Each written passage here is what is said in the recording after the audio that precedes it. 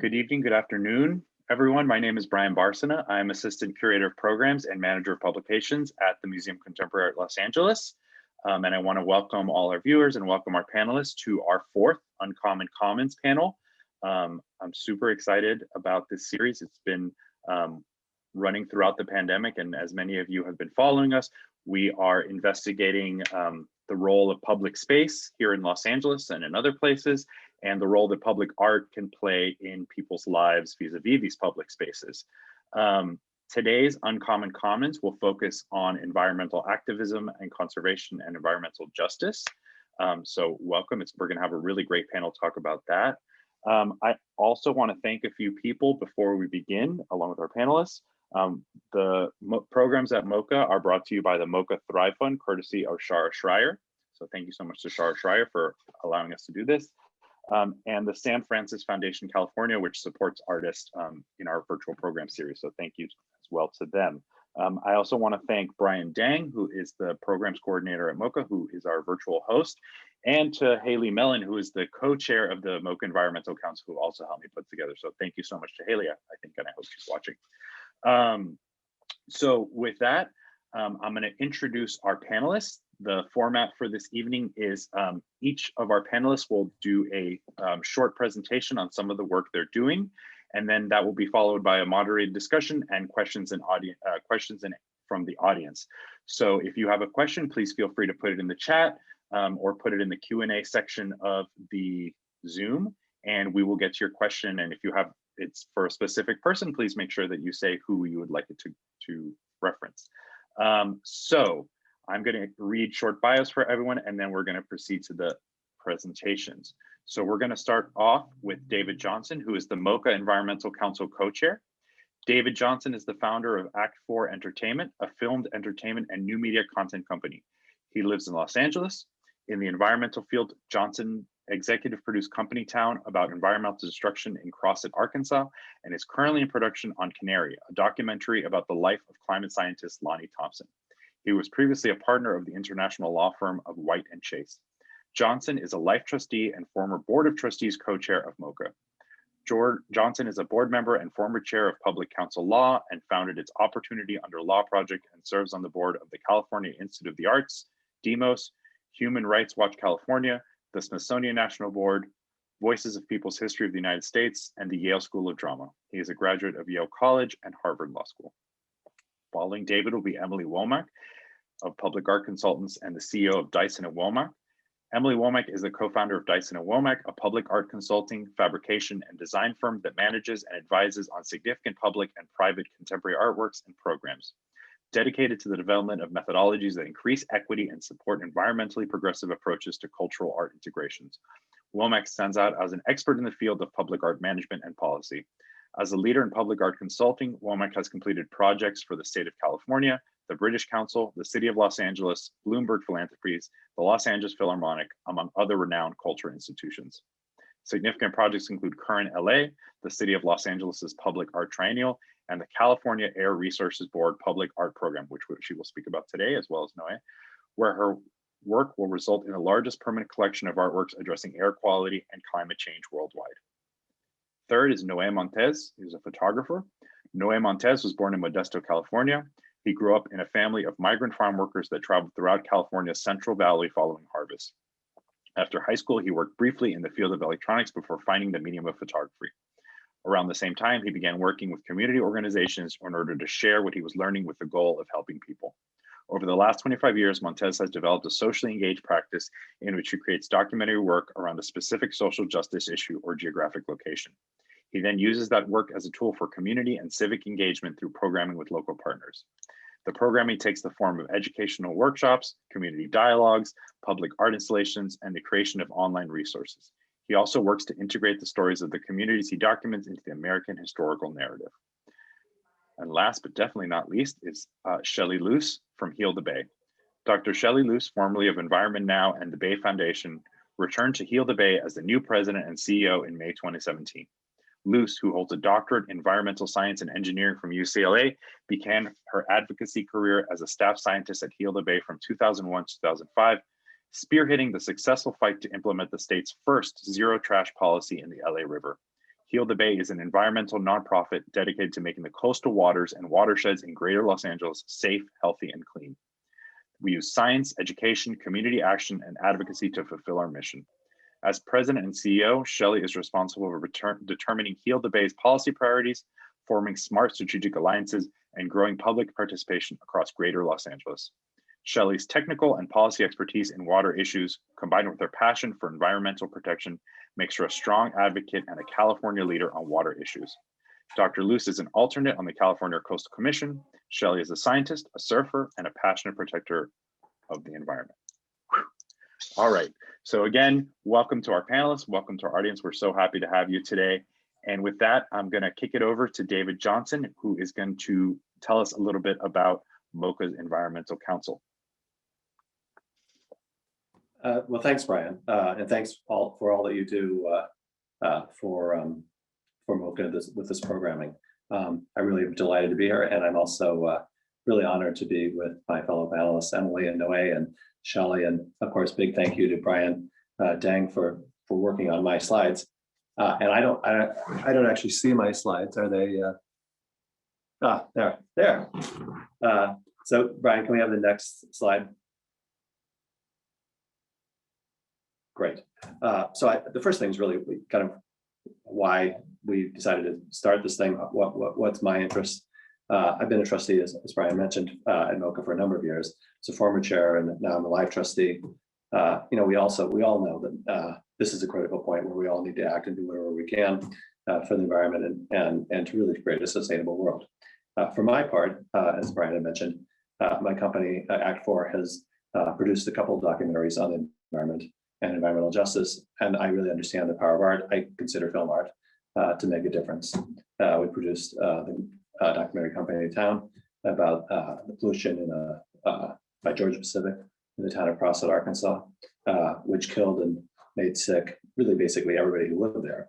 And with the exposure of the film and a legal action that we initiated and a simultaneous action campaign, we really, I think, raised some awareness.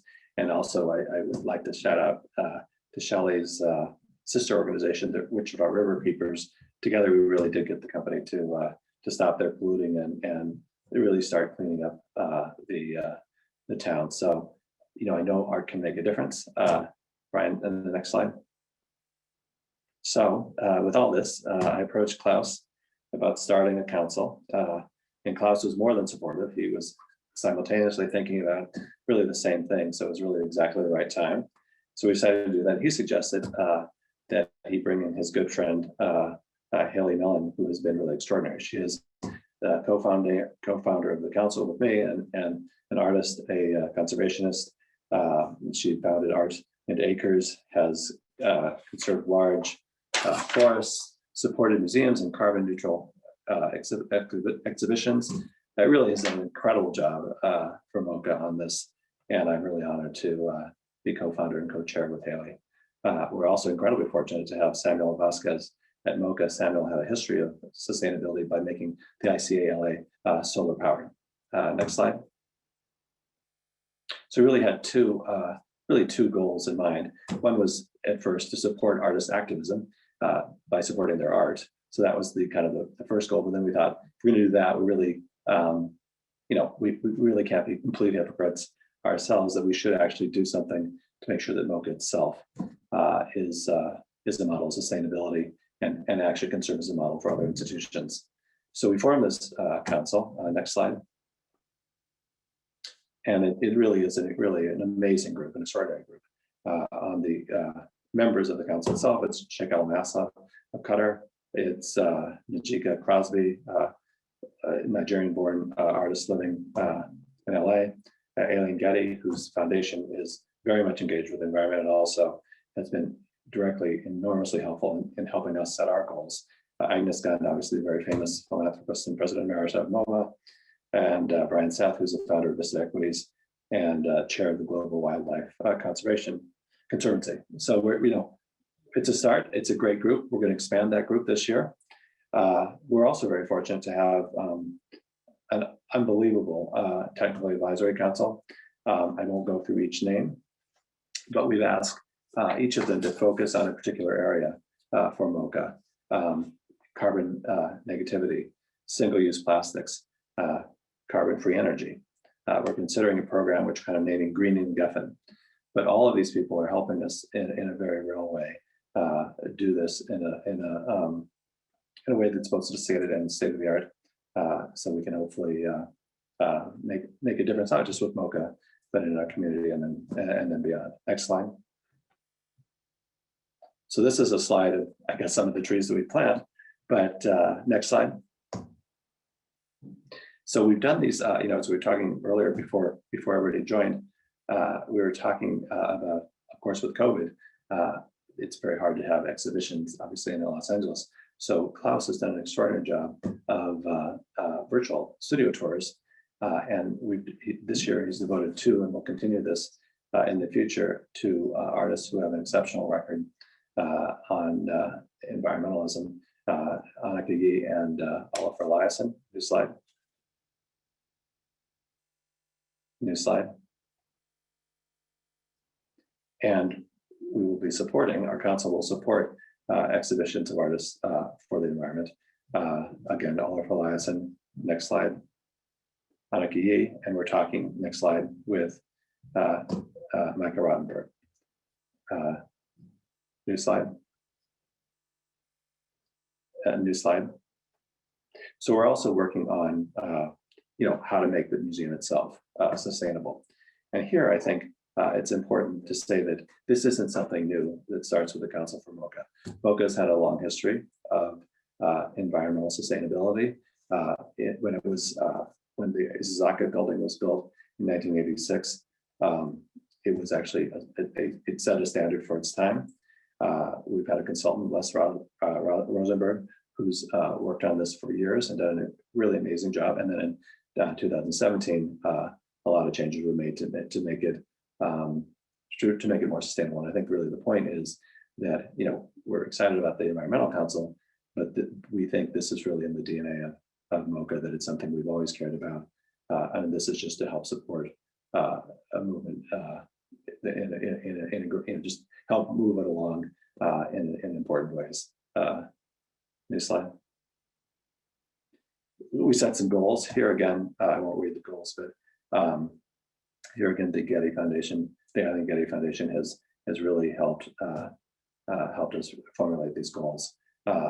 The other thing that's so important to say is, and something that's been particularly important to Samuel, is that we have a program and engagement with the staff. I think this only works if all the staff of MOCA very much cares and knows what they can do and feels both very much a part of it, and then are kind of evangelists to go elsewhere to make sure that other people do it. So we're working with a not-for-profit group, Art to Zero, to work with the staff to make sure that we're all, that every staff member really knows what they should be doing, can be doing, and really feels empowered to do it. Next slide. So one of the things we're doing is to make the exhibitions themselves carbon negative. The first one that will be that is the Pipolati Wrist exhibition. So assuming we actually do eventually open that exhibition, we will make sure it's carbon neutral, or carbon negative. And I might add that Pipolati Wrist is one of the other studio tours that we've done that I was talking about earlier. New slide. New slide. So here are our goals. We've accomplished the first three. We have a long way to go. We will get there. I think one of the things that is key for us is to make sure that we work with other groups, so we're not like reinventing the wheel.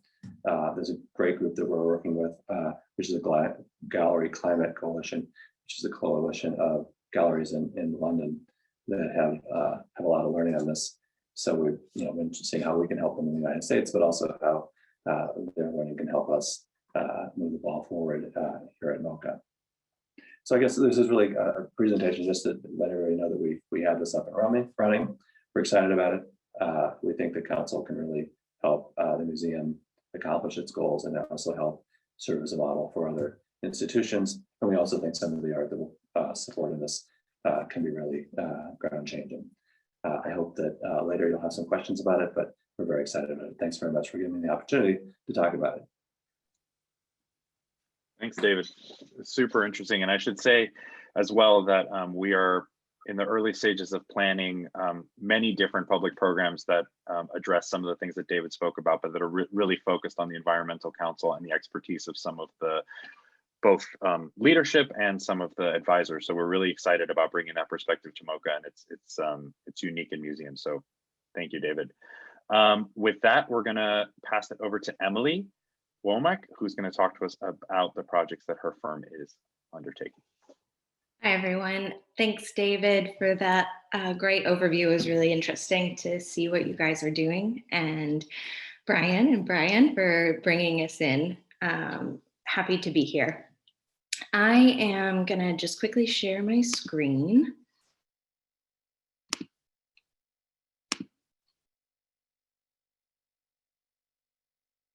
How are we doing? Great.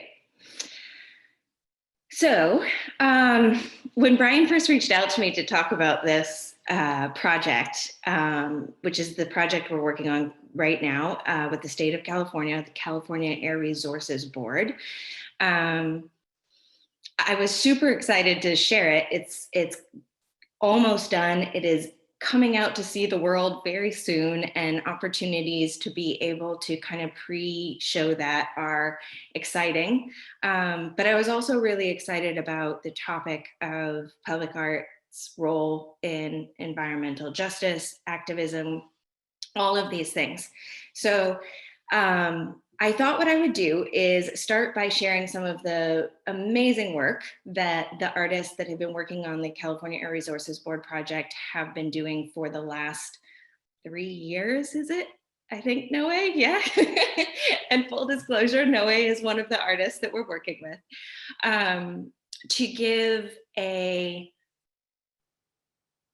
celebrate the outcomes of these things first. And then at the end of this presentation, I'll talk a little bit about more of the structural regulatory fun stuff, the behind the scenes stuff that I actually find to be so rich and important in how we address environmental work and questions in our public art projects. So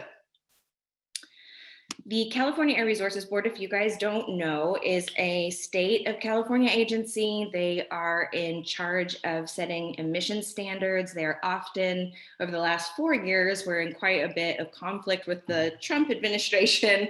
It seems a little bit better now, but they are do a lot in that realm. They are reconsolidating to a new campus in Riverside.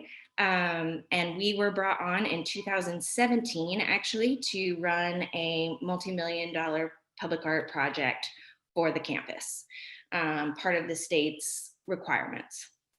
So we are super excited. I'm going to share with you all today some things that no one has seen before yet, of some of our artists and the work that they're doing for this.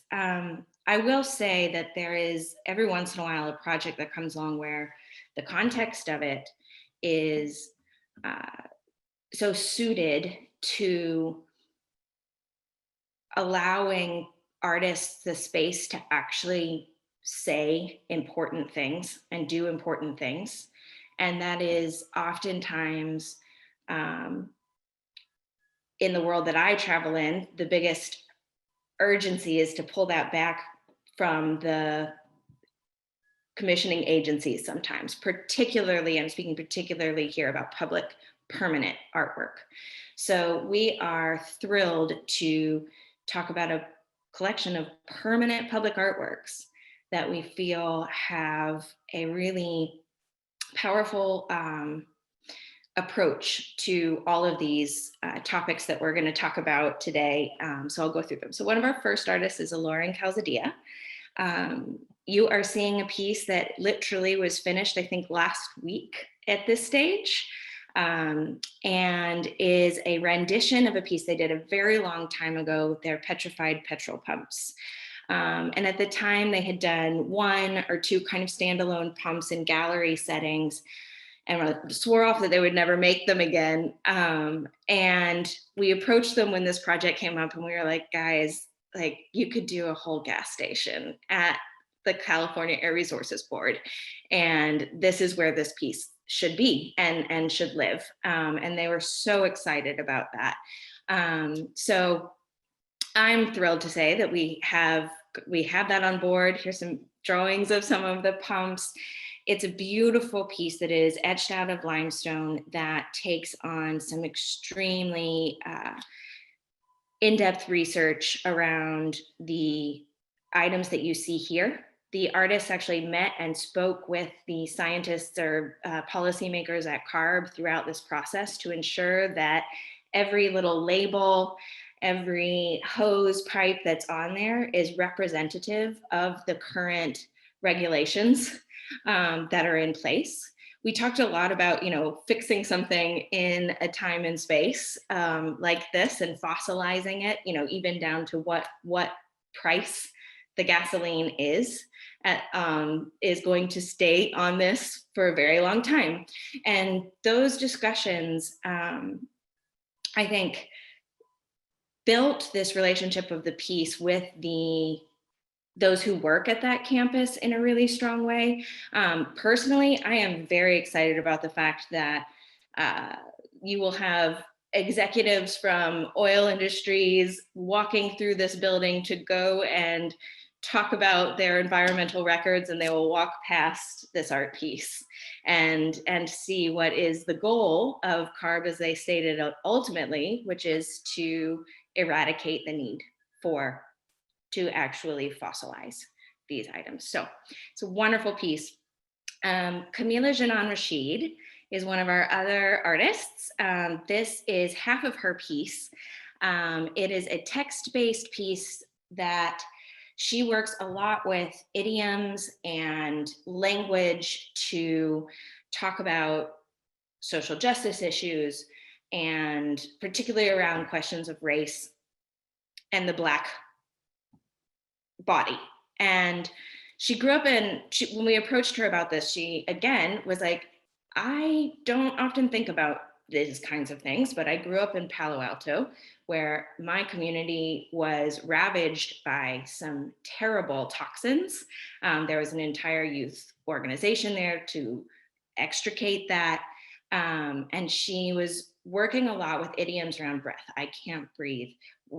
Catching breath, what is it? What does that mean? And ultimately arriving at a point where every single thing in this last year has been a weight on breath, from the pandemic to holding one's breath, from the anxiety, from the racial and social justice questions of who has a right to breathe, to the long-term inequities of breath in breathing in communities of color and lower income communities. She was interviewing someone for this project, and she told me that they said to her, well, we all just breathe the same air. Like there's just all the same air. And she was so struck by that air blindness, not color blindness, but this idea that that doesn't have such a component to it. And the piece is really intended, this portion of it, there's a second part I'll tell you about in a moment, is really intended to be read in such a way, devoid of punctuation, that by the time one gets to the end, you are out of breath and feeling that weight of the words that you have been saying. We also feel really strongly that this is in the first piece you see in the main lobby of the building. So you come in, you might be waiting for a meeting, and here you have time to kind of think through this text and its relevance and what it means in that moment. Below that, she will also have a video piece, and I'll talk about that in a second. This is some of shots from her studio and the work that she does. this is a still of the video that she's going to do. She's working with a South African animator to create a film that will sit underneath on a screen, like I was saying, underneath this, and will speak more about the relationship between breath and Black bodies. So we're very excited to have that piece in the collection as well. Tamas Saracino is another artist, and we were just also speaking about him before we had everyone join in. I know that MOCA did a studio visit, and I was laughing because Chris and I were so, my co-founder and I were so disappointed when COVID came around and we couldn't actually go to Germany as planned and look at this piece, but we did get a photographer there. So we have some really fantastic photos from Tamas's studio, the team that he brings together to work about these pieces. And what I would just say here is, Tamas, if you're not familiar with Tamas's work, it is really a decades-long process of thinking about how we radically live differently in this world, how we radically remove the question of regulations and trying to find the better of two evils out of the equation. So we are very thrilled to have his perspective that has gone into all sorts of places, including MIT and UCLA here, to actually try and see if some of these things have a viable space to actually change the paradigm of how we talk about climate and what we do to regulate it. So it's a wonderful piece to have at CARB because it's challenging some of the core fundamentals of what they do, which is to regulate to make better, by saying, can we do away with that structure entirely? Just a nice little photo here of his collection of spiders that is oftentimes the background for the pieces that he makes. The last artist, and this isn't the last artist in the collection, but the last artist I'm going to speak about today is Noe Montes, who's with us. I usually spend more time talking about Noe's process and piece than I'm going to today, since you will be sharing some things yourself. But I think it's such an important piece in this because Noe's been working on this probably longer than anyone else, in the fact that his piece has included a 2-year-long community development project where he has been working for 2 years in the Inland Empire area to identify, build relationships with, and interview and document local activists, politicians, and youth groups, anyone who is really on the forefront of the issues of air quality in the Inland Empire. So he will be producing a website that will be live, I think, pretty soon, if I'm right, Noe, where folks can go and learn more about the people that he met and the stories and the work that they have done, not all of which have these, wonderful happy endings of we beat the thing and got them out. They're very complex, deep narratives of the struggle of these communities.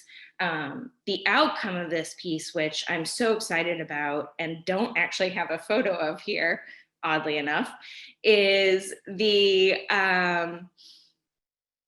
photos of these actual people in CARB in a very prominent wall right as you walk through into the auditorium. And for me, having that there is a huge point of offering a constant reminder for what we do this for CARB. You do this for those who are affected by this, in the communities that are affected by this. This is their space, and their visage is there to represent them and those that have come before them and will come after them, to keep pushing government and agencies to do better. So, and I always like to show this one little photo of Noe's door, because I think of your studio door. I think it is just such a nice way to end a slideshow of images. There are 2 or 3 other artists that are in the card project, and we'll be sharing more about their works as they get more developed and finished. But overall, I think it was important that the project speak about the direct mission of CARB, air quality, all of those things, through these very different voices and very different approaches.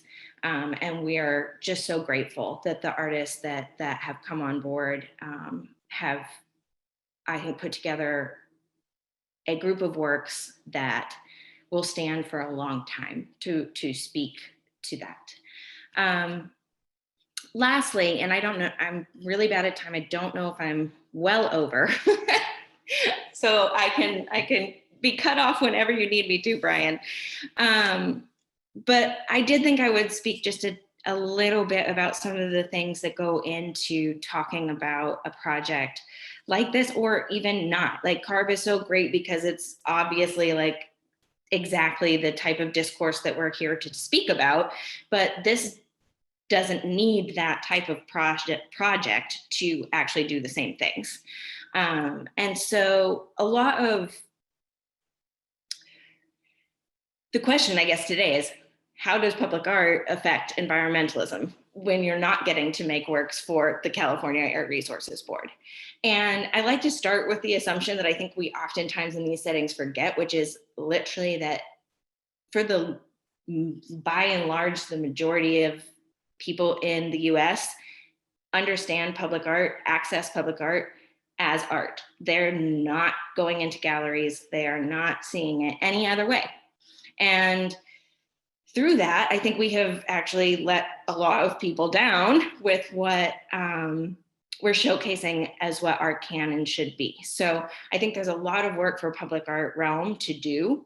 And I'm excited that folks are engaging in that to actually press forward with making it something relevant. Because as I think David was saying earlier, we don't need to make this question exciting. It's here, it's on our doorstep, it's in our news feeds every single day. It's affecting people's patterns of life consistently. We just need to actually do something. So the talking about it, the deciding if it's something that's in it, I think all of that is, we're past that point. And so I put on 2 little comments here about uncommon definitions and support structures for 2 last kind of food for thought. And one of the ones is thinking about with uncommon definitions is, okay, what is sustainability in relationship to public art? I mean, I think it's incredibly difficult to ask an artist who is incapable of sustaining their practice to start making fully sustainable art. Those go hand in hand. So the support of the artists themselves come at the same time as creating more sustainable art practices. There's certainly simple, small things of asking folks to include a sustainability statement when they're doing a project that can get people thinking those ways. But that idea of a common framework, like let's look at our design partner fields, LEED, those kinds of things. I like to say in public art, I'd like us to have an uncommon definition. I definitely want to be careful of, stifling the creativity, the ingenuity, the thinking so far outside of the box that art so often does. We're talking about, particularly for a lot of artists, minimal budgets, minimal impacts. If we put extreme regulatory burdens onto that, I think we're not headed the right direction. What we are wanting to do is say, what is your definition of sustainability, and what does that lead to? So I think that idea of uncommon definitions is one that I'm interested in articulating and understanding more with artists as we bring this more into their practices. And then support structures. I think that, again, right now, as we have artists that are struggling in a lot of ways, we have communities that aren't necessarily getting to see art, and when they do, it's not necessarily the art that is that engaging to them.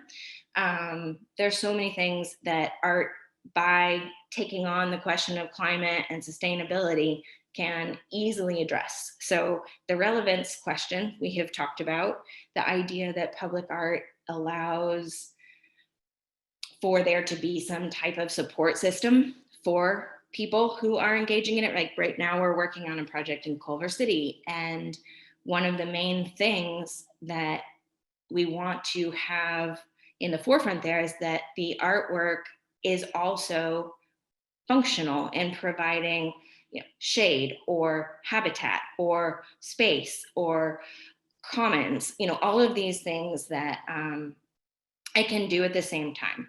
And then honestly, from a support for the sides that we work with a lot, the government sides, putting this into what they do is such a positive way, as David was kind of talking about, of validating the use of public funds, and not just in a write-off way, in a really impactful way. So I think that there's a lot of incentive for the funding bodies, the organizations that support these projects, to want to include these pieces within the commissioning of public art going forward. With that, I will finish. Thanks, Emily. We're going to move quickly on to Noe. I think it's an easy and good segue, so we can hear about his work. Go ahead, Noe. Right. All right. First of all, thank you, Emily. All of that last part that you were talking about is super interesting. I kind of want to have another whole conversation just about those issues. But I'm going to go right into my presentation here. Sharing my screen. Is that good? You guys see it? You're good. All right. So first of all, I'm just gonna kind of go through these slides and talk a little bit about my work, and specifically about the project that Emily mentioned.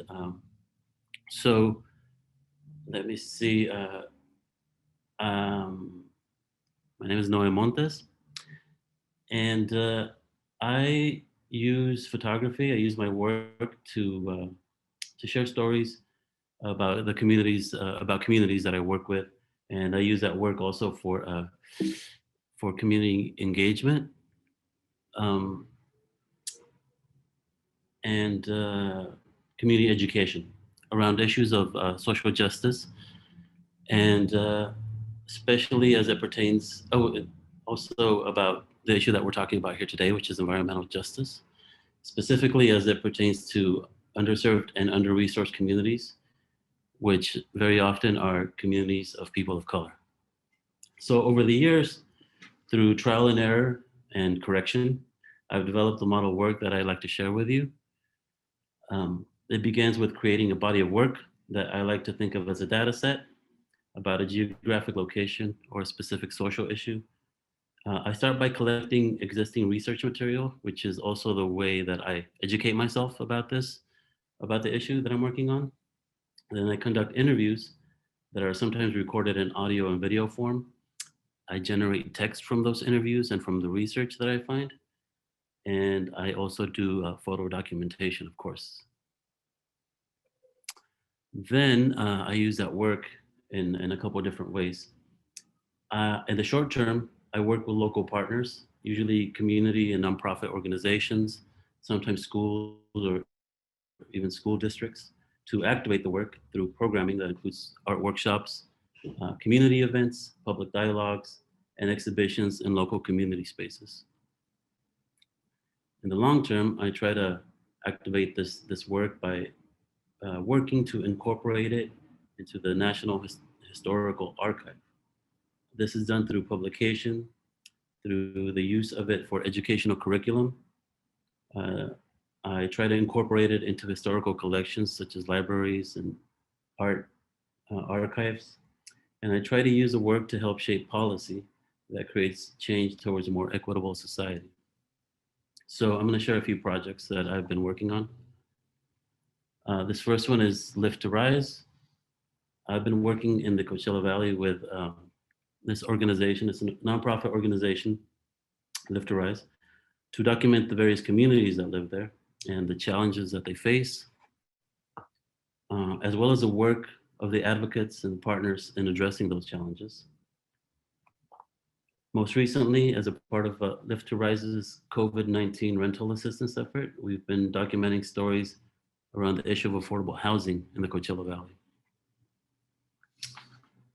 In the past, we've used this work in a series of community conversations and youth workshops in various cities throughout the valley. And we're currently working on using this most recent work that we've been doing in a series of outdoor exhibitions, including possibly billboards throughout the valley. I've also been working in the Qiyama Valley, which is a different valley, and it's about 2 hours north of LA. And there I work with a community organization called the Blue Sky Center. This is the Qiyama Valley. It's actually a really beautiful place. Some of the work that we have done there includes documenting the stories of residents and the community. I've been working with local school districts to teach students photography skills, and also work with residents, individuals, to teach them photography, or rather sometimes just teach them additional skills. There's a lot of photographers there already, and have them document, the valley and the life in the valley kind of through their own work. The Qiyama Valley, like much of the American West, has a history of land appropriation and extractive industrial economy, which provides jobs for residents, but it has also depleted the valley's natural resources. And this is, of course, proving to be unsustainable.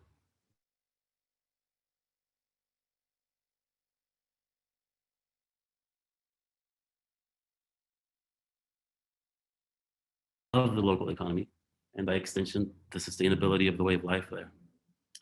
So to that end, one of the ideas that we've been discussing is a possibility of creating a large-scale art installation or even land artwork that would support the existing small but growing economy around hospitality and tourism. The project that I'm going to talk about more at length here is the one that we've been working on in the last couple of years about air pollution. This is one that Emily was talking about. It's about air pollution in the Inland Empire, about the effects of that pollution on local communities, especially communities of people of color who often live closest to the sources of pollution, and its relationship to climate change. So this project was commissioned by the California Air Resources Board. I was one of the 6 artists elected to create artwork for the new Southern California headquarters, which is going to be located in Riverside. And this project has several parts. It begins with the research about the region's history and present in regard to air pollution. It turns out that the Inland Empire has among the worst air quality in the country, which is, of course, has a negative impact on the residents of the region.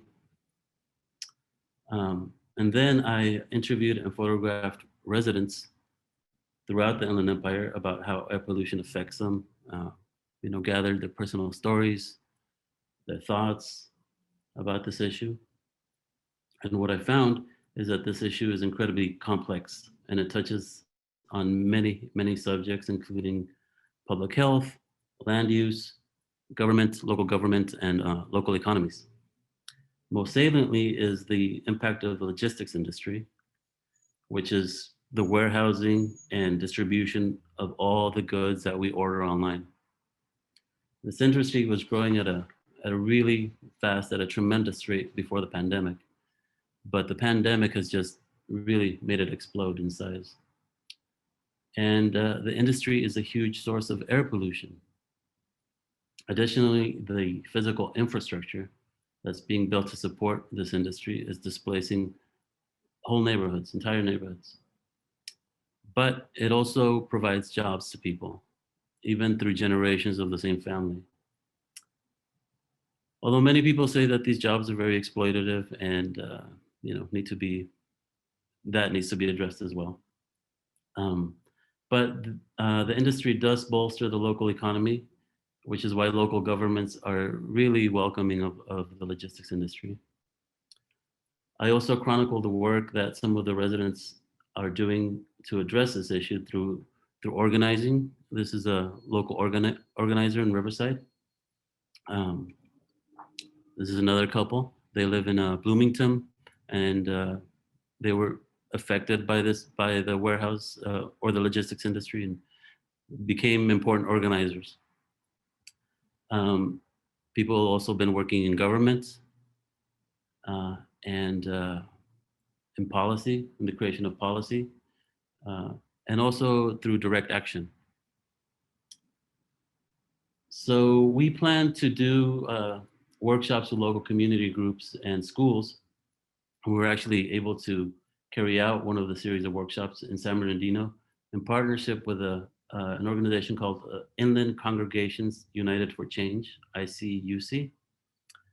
So the participants of this work created really great work. It was amazing work, both in photography and in writing.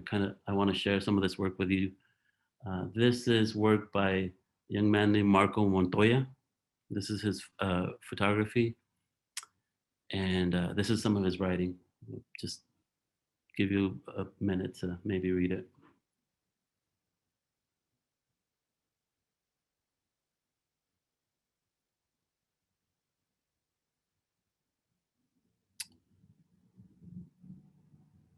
This photograph is a work of another participant, another workshop participant by the name of Chuchin Gonzalez. And this is what he wrote.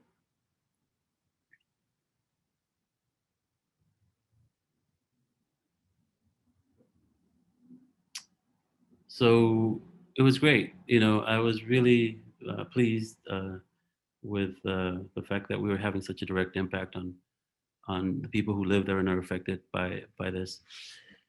Unfortunately, the rate of COVID infection got so high that we were not able to carry out the rest of the in-person work that we had planned. So what we're doing instead is creating an online resource that is, in essence, the workshops in an online form that will be available to everyone, to anyone. Finally, the artwork that we have created for the CARB site is a mural that is about 80 feet long by 12 feet high. And it's situated on the front wall of the auditorium, which is at the entrance of the campus, of the CARB campus in Riverside. The design of the mural incorporates images of nature from the Inland Empire and portraits of local residents. It's meant to convey a number of ideas, among them the natural beauty of the Inland Empire, the stories of people affected by poor air quality, the work that has been done by residents to address this issue, our need for balance with the natural world, and hope for a future with cleaner air. It's also a symbol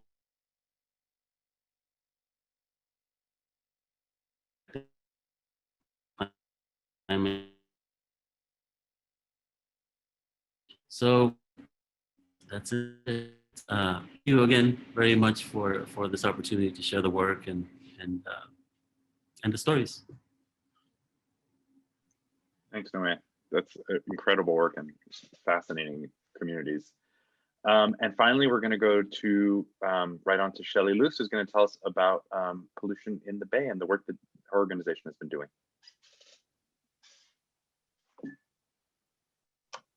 Thank you so much. And I just want to say thank you to the other panelists, because I am really moved and inspired by everything that you have all talked about. And I'm so happy to be able to participate. I am going to share my screen.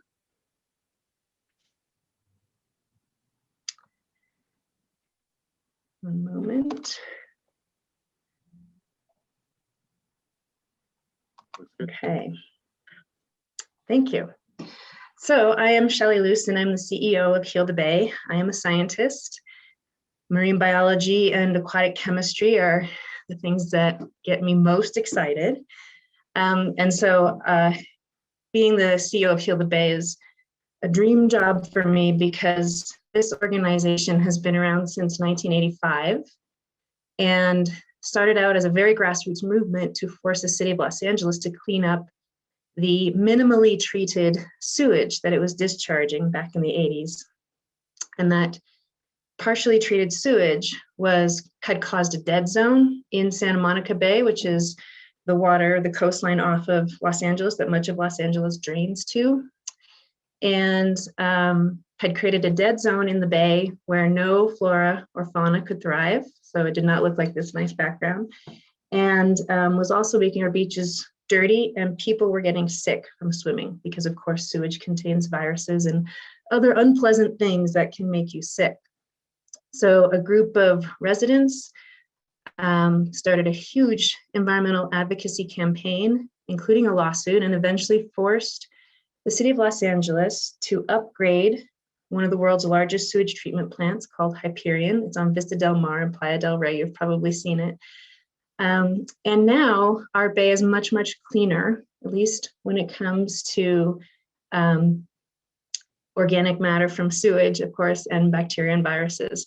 So it made a big difference, and it's very inspiring. And Hilla Bay continues today to work on cleaning up the water that flows into our rivers and into our oceans. And our single largest source of pollution to our rivers and oceans now is what we call urban runoff. It's the water that flows off of our streets, especially when it rains, into our rivers, the LA River, Biona Creek, into our storm drains, and out untreated to our beaches. So Hilla Bay, back in about the 90s and early 2000s, developed something called the Beach Report Card.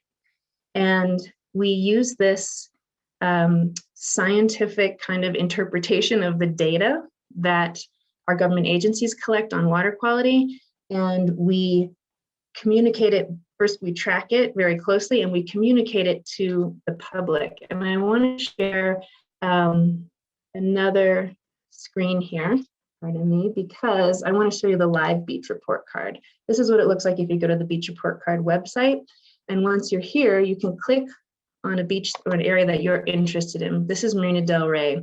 You can see this happy face. They're getting an A grade down here at Dockweiler, but there's some orange here. So I'm going to click there, and we can see as we zoom in that there are a few areas that are measured here that are getting very poor grades. And that means there's a much higher chance that you can get sick with a gastrointestinal infection or respiratory infection or skin rash, something like that, if you swim at these beaches with F grades.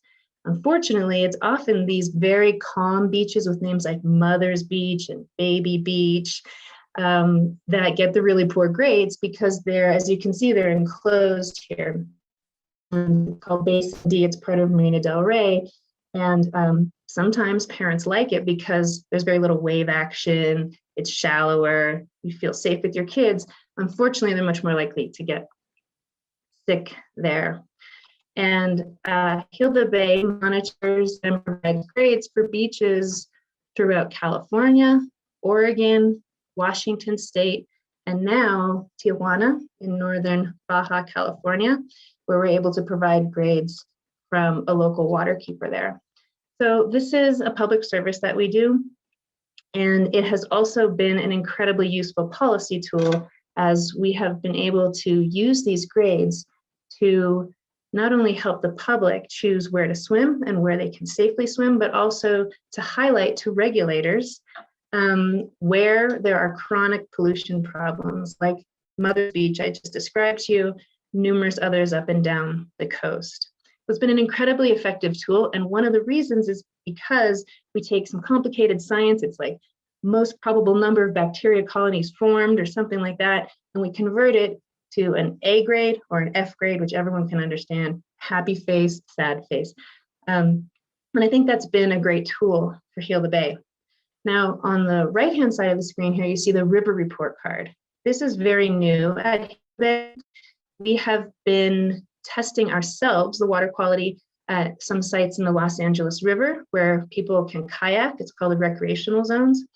Also at Malibu Creek State Park over here on the right.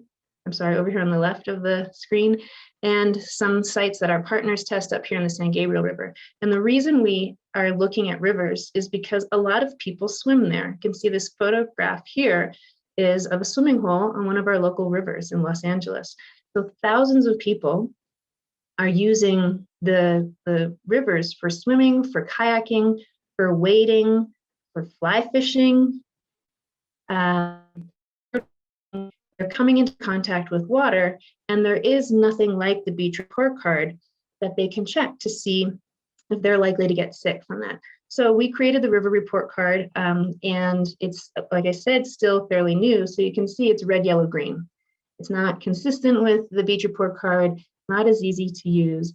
And our goal right now is to improve the river report card to make it just as easy to use, just as accessible to the average person and understandable as the beach report card. And I think this is really important because beaches are for everyone and they should be accessible for everyone. But actually, if there are many, many people living in LA County, even within 10 miles, 20 miles of our coast, who don't really use the beach for various reasons. It may be hard to get to. They don't have a car. They may not be able to make that long of a drive, especially pre-pandemic when traffic getting to the beach after work is a nightmare.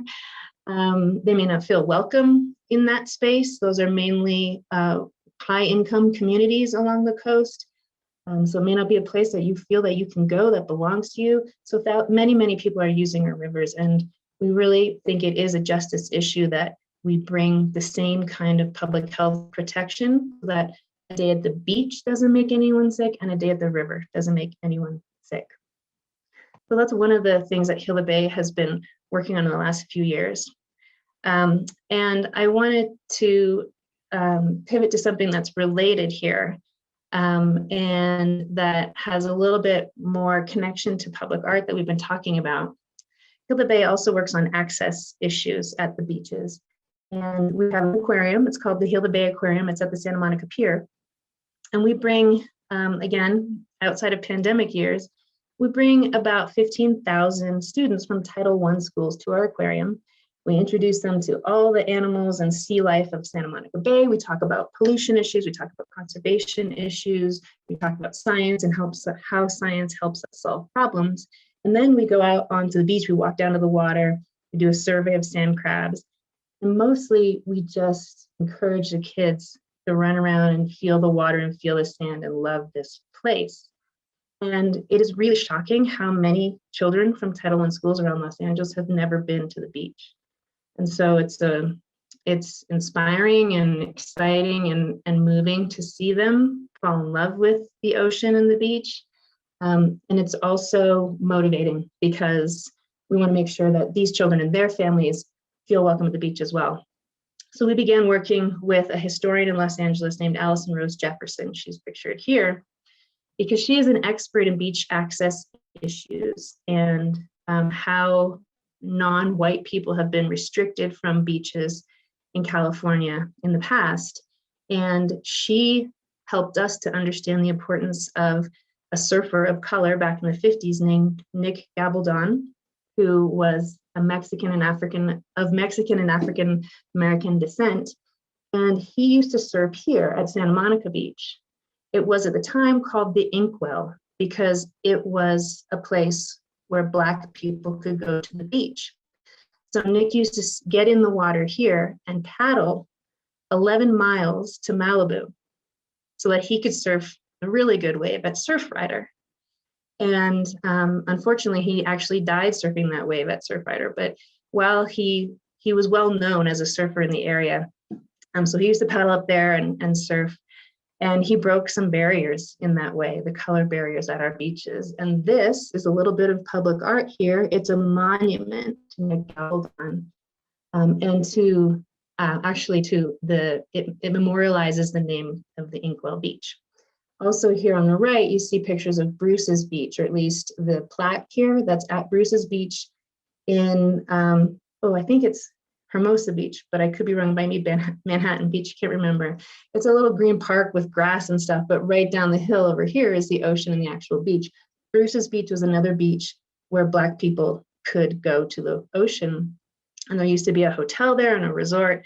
And then it was, I think, moved away from the beach, taken away from its owners, and the beach became just part of the strip of sand there along Hermosa Beach. And it's memorialized with this plaque. And I thought it was very interesting last summer on Juneteenth, which recognizes an important day in post-slavery America, when this group of people put these signs that say, "We are all George Floyd," on the back of the Bruce's Beach monument there to commemorate and draw attention, excluding people of color from our beaches.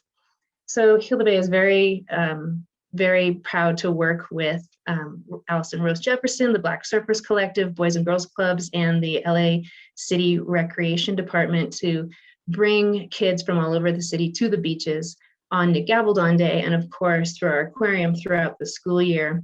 We also have aquarium camps and things like that that we do in summer vacations, again, to make sure that kids are able to learn to love the beach.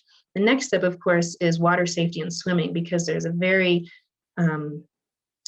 clear pattern of preventing access to swimming pools for communities of color, which results in multi-generational lack of swimming ability. So the grandparents can't swim, the parents can't swim, the kids can't swim. There's a much higher rate of accidental drownings among children of color than among white children.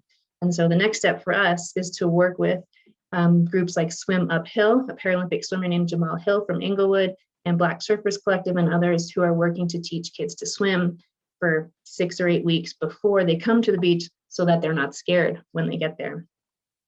And I mentioned Surfrider Beach, and I want to again talk about how public art has interacted with my work in environmental conservation. These are photos from Malibu Lagoon State Park. The photos are a little bit old, so bear with me, but what I wanted to show is that this wetlands, which was severely degraded over 50 years of development, 100 years of development, was recently restored, and Hilla Bay was one of the groups that worked very hard to make this a reality. And we fixed a lot of problems with water quality. And so we have brought back enormous diversity and cleaner water at this location.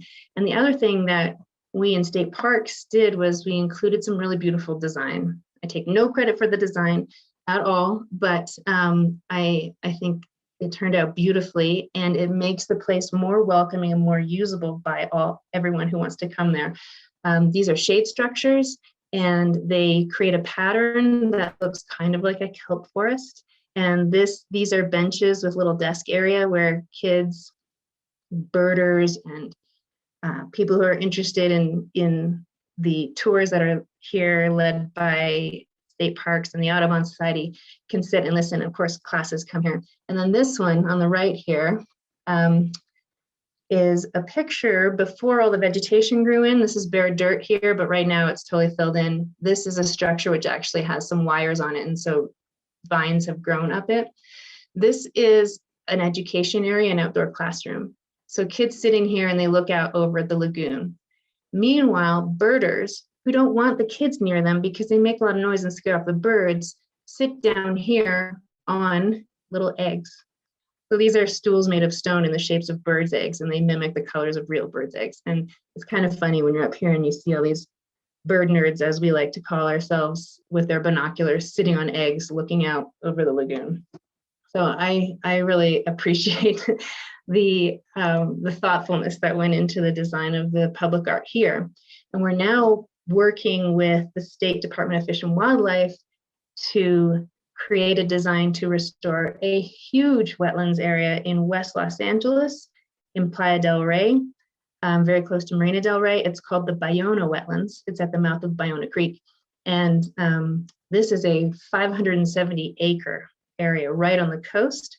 Used to be a huge wetlands complex, now down to 570 acres, but can be restored to something really beautiful with this kind of public amenity, but much more of it because of a much larger area. Malibu Lagoon State Park is about 13 acres, just by contrast. So I think that public art is incredibly important to the conservation and restoration work that groups like Hilla Bay do, because we want everybody to feel welcome at the beach, at the wetlands, at the rivers, and all of our public spaces. And I think the public art is very much a part of that. Thank you. Thanks, Shelley. I just want to say also that, so this is our fourth Uncommon Commons panel, and we've been thinking about public art, and it was only until now, or this version, that we invited Shelley and started really thinking about the beaches and the bay as perhaps the public space in LA that's used the most, and is the one that, you know, we've been speaking a lot about mental health and wellness, that provides perhaps the most important space for mental health and wellness. So I'm so happy that Shelley was able to come on and tell us a little bit about how Angelenos are affected by the quality of their wetlands and the beach. So it just totally not been, you know, in this series, we've thought so much about parks and you know, green spaces, and I was like, well, what about the blue spaces, you know? So thank you so much. I really, really appreciate that perspective. I want to leave time for questions because we've gone a little bit over. So I'm going to forego having a little the moderated discussion, and I want to read the two questions that came in, and then I know Emily wants to just share a call for artists for a project that she's working on. So this question is for you, David, about MOCA's policy. So what are the factors that make an exhibition carbon negative?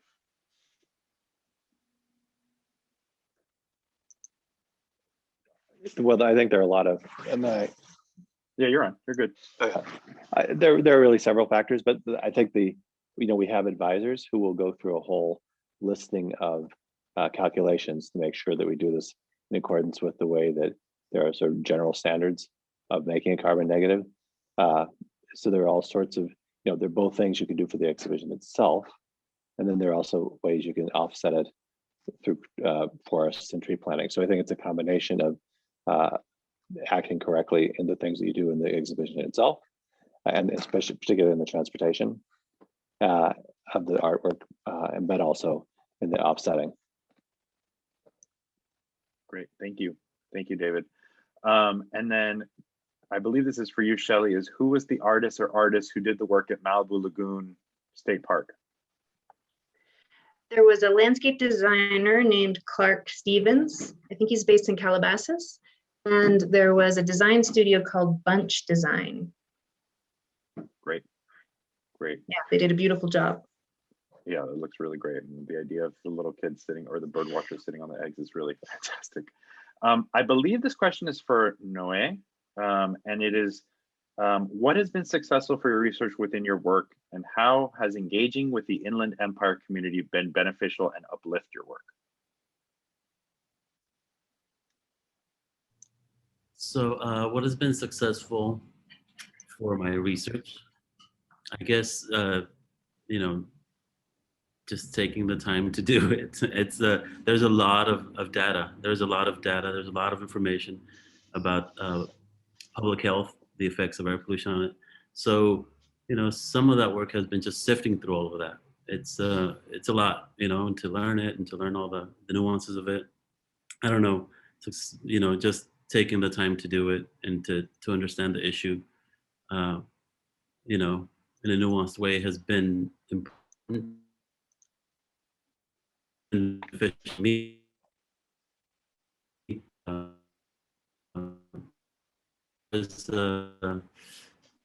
How has engaging with the Inland Empire been beneficial and uplifting to my work?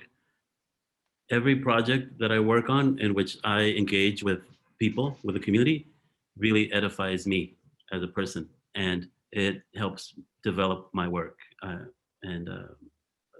kind of feel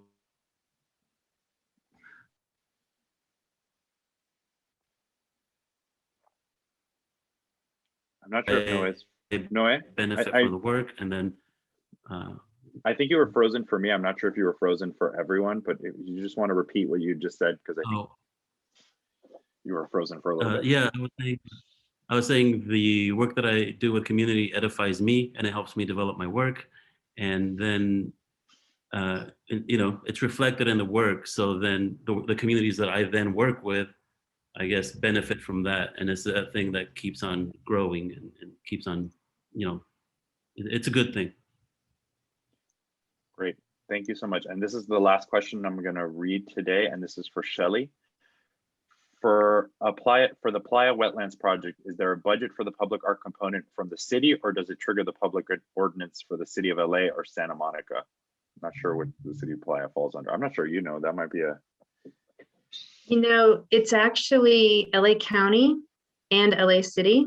It's big, so there's some overlapping district. And the restoration, the land is managed and owned by the California Department of Fish and Wildlife. So they will be the ones coming up with budget. And it's going to be a big budget for the overall restoration.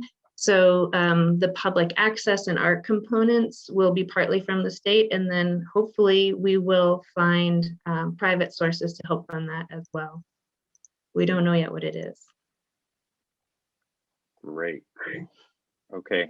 There's also a question about accessing the talk afterwards. All our talks that happen in virtual MOCA will be available YouTube within the next few days. Could take a little longer, more or less, depends. But you can all access them at any time if you want to share them or anything like that. And I just want to hand it over to Emily once more, who just wants to do a call for artists for a project that she's working on. Thank you. And I do hope that we have some artists joining us on this call today that might find this of interest. If you are coming into a public art and sorry, I was trying to bring up one thing. If you're coming into a talk about public art and environmentalism, then I'm hoping that you are.